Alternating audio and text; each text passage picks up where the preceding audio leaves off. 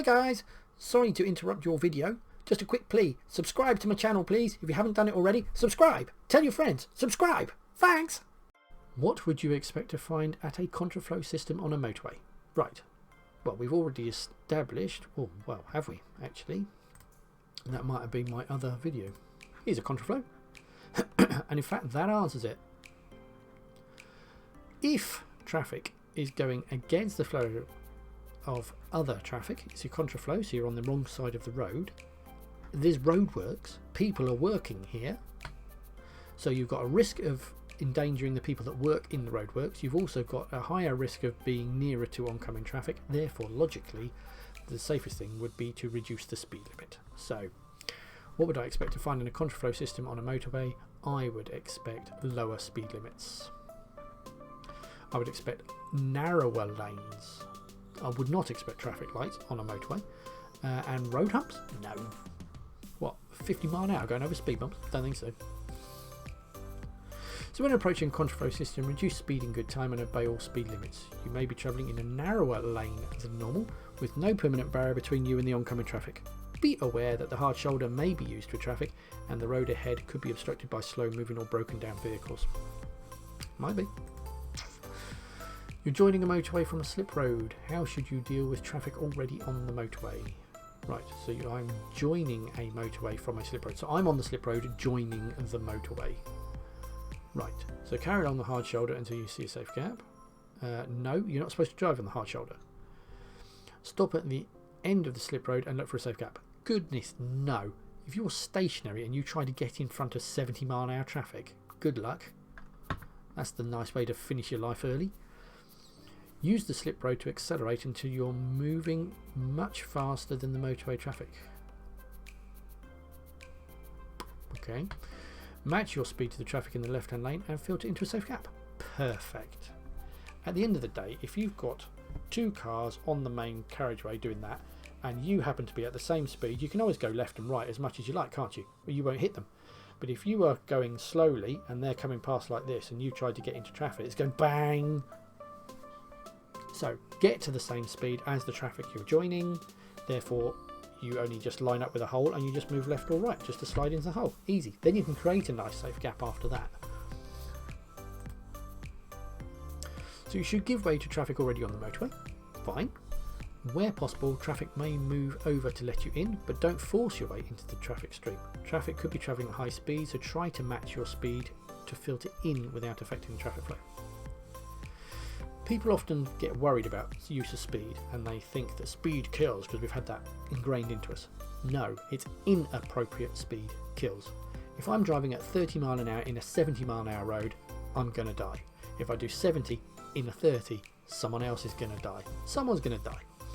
If I do 70 in a 70, 30 in a 30, if I'm near a school and we've got children around and I'm doing 10, it is an appropriate speed for what I am doing at the time.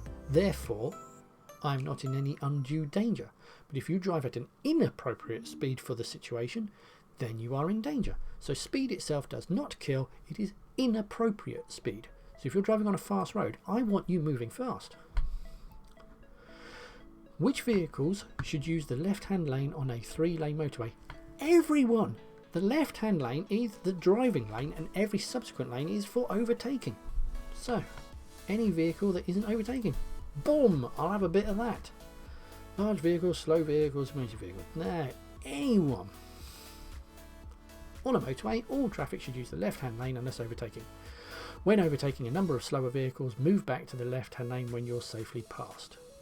So you don't have to keep going in and out between every single one. If you've got 3 cars, for instance, just go past all 3 and then come back in. Okay. Check your mirrors frequently and don't stay in the middle or right-hand lane if the left-hand lane is free, because you'll fall under section 3 of the Road Traffic Act 1988. Which vehicles aren't allowed to use the right-hand lane of a 3-lane motorway? Right, small delivery vans, no. Motorcycles, no. Vehicles towing a trailer, correct. You are not allowed to use the right-hand lane unless, that's right, roadworks.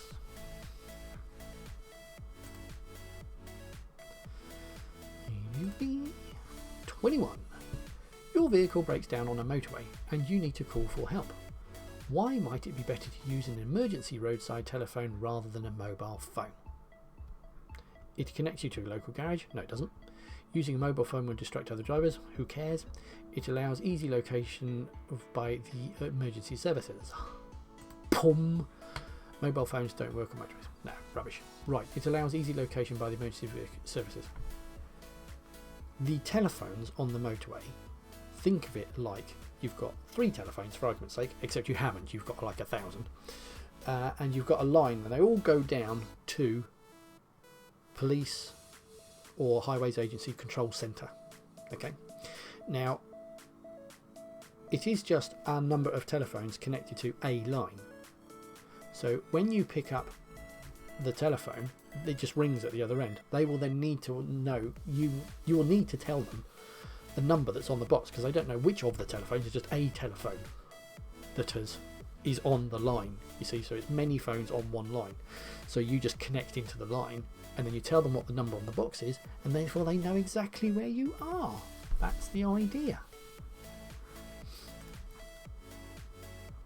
On a motorway, it's best to use a roadside emergency telephone so that emergency services are able to find you easily. The location of the nearest telephone is shown by an arrow on a marker post, as I showed you. If you use a mobile, phone the number or find the number on the nearest marker post before you call. Okay, this number will let the operator know where you are and in which direction you're travelling, so they know what side to send somebody. Your vehicle broke down on the hard shoulder of a motorway, but has now been repaired. How should you rejoin the main carriageway? Right, if you are going into 70-mile-an-hour traffic, you must be travelling at 70 miles per hour. The only way to get up to 70 miles an hour before joining that traffic is to drive on the hard shoulder. So you have to go down the hard shoulder, accelerating through the gears, and you basically use it like the slip road. The whole point of a slip road onto a motorway is to get up to this or match the speed of the traffic that you're joining. So the last thing you want to do if you're broken down is just go from the hard shoulder and just pull onto the main carriageway doing 5 miles an hour. Right, you accelerate, and when you're up to speed, then you join traffic. Exactly is the same as you would when you were doing a lane change. If I'm going into another lane, I will accelerate and match the speed of that traffic and then join that lane. I don't just go, oh, I'm doing 50, boom, pull in front of a car that's coming up behind me doing 80, you know? You build speed, then join. So, how should you rejoin the main carriageway? Move out onto the carriageway, then build your speed. No! Naughty! Move out onto the carriageway using a hazard walnut. No! Naughty! Gain speed on the hard shoulder before moving out onto the carriageway. Yes! Goody! Wait on the hard shoulder until someone flashes headlights. Rubbish. The only time you can come out early is if there happens to be a leg of a bridge in front of you, so there's no hard shoulder.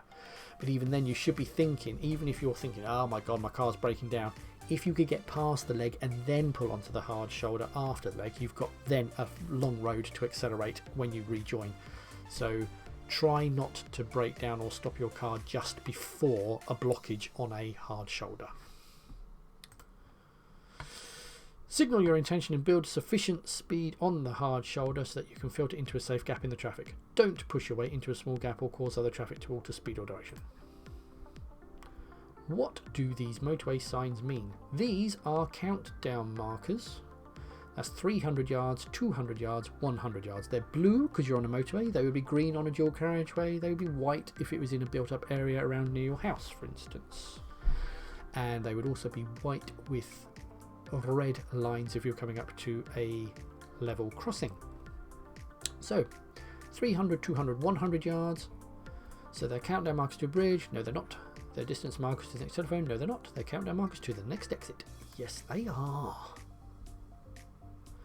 If they were to something else, they would have a picture of the thing that they're counting you down towards. So let's say there's a roundabout at the end of a motorway. You would have a picture of a roundabout above them. But if they're just on their own, then it's the next exit. That's what they're talking about. Right, exit from a motorway is indicated by countdown markers. They are positioned 90 metres or 100 yards apart. The first being 270 metres or 300 yards from the start of the slip road. Move into the left-hand lane well before you reach the start of the slip road. I would normally start indicating left between the 3 and the 200 yard marker. It's not a bad place to do it. Anyway, don't care, but it'll, you know, around there. Where are amber reflective studs found on a motorway? Well, I've done a little bit already on reflective studs. The amber stud is on the right hand side. Go and have a look at that little video. So between the hard shoulder and the carriageway, no, because the hard shoulder's on the left. Between the accelerating lane and the carriageway, no, that's green. Between the central reservation and the carriageway, yes, that's where amber lights are. And between each lane is white. The reason they're coloured is because in poor visibility like fog, if you start driving and all the colour schemes the wrong way, you're going the wrong way up a road. What colour are the reflective studs between the lanes on a motorway? White, because they reflect the lanes, the white lanes. So white is the lanes. Again, watch the video on the cat's eyes. What colour are reflective studs between a motorway and a slip road? Green, because you are allowed to cross that line. So either the entrance or the exit slip road will have green. Your vehicle has broken down on a motorway. In which direction should you walk to find the nearest emergency telephone? Well, in the direction that the arrow showed you, if you recall. There.